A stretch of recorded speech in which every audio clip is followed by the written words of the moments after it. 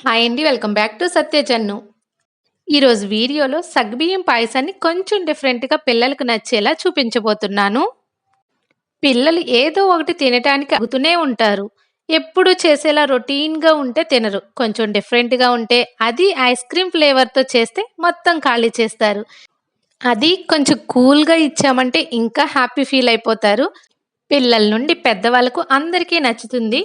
వేసవిలో బాడీ హీట్‌ని కూడా తగ్గిస్తుంది. దీనిలో మనం షుగర్ కాకుండా జాగీరీ వేసాం కాబట్టి హెల్త్‌కి కూడా చాలా మంచిది.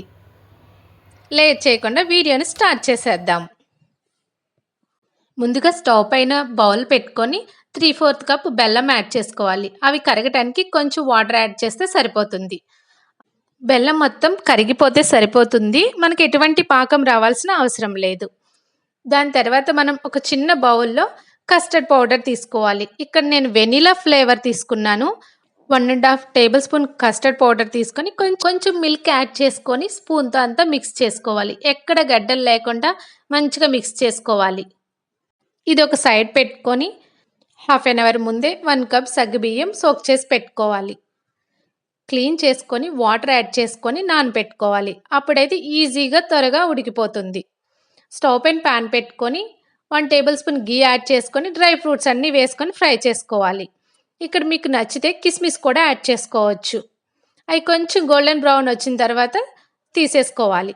అదే ఘీలో మనం నానబెట్టుకున్న సగ్గుబియ్యాన్ని యాడ్ చేసుకోవాలి. హాఫ్ లీటర్ మిల్క్ యాడ్ చేసుకొని సగ్గుబియ్యం ఆ మిల్క్లో మంచిగా ఉడికిపోవాలి. సగ్గుబియ్యం మెత్తగా అయిన తర్వాత కస్టర్డ్ పౌడర్ మిల్క్లో కలిపి పెట్టుకున్నాం కదా, అది ఇక్కడ యాడ్ చేసుకోవాలి. మొత్తం ఒకసారి కలిసేలా మిక్స్ చేసుకొని తిప్పుకుంటూ ఉండాలి. ఇక్కడ కన్సిస్టెన్సీ అనేది కొంచెం చిక్కబడుతుంది.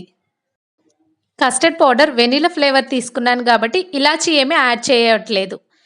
పాయసం కొంచెం చిక్కబడిన తర్వాత మనం ఫ్రై చేసి పెట్టుకున్న డ్రై ఫ్రూట్స్ ఇక్కడ యాడ్ చేసుకోవాలి.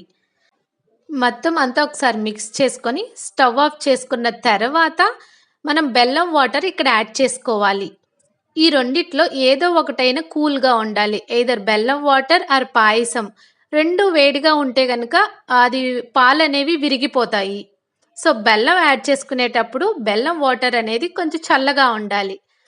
మొత్తం ఒకసారి మిక్స్ చేసుకొని సర్వింగ్ బౌల్‌లోకి తీసేసుకోవాలి.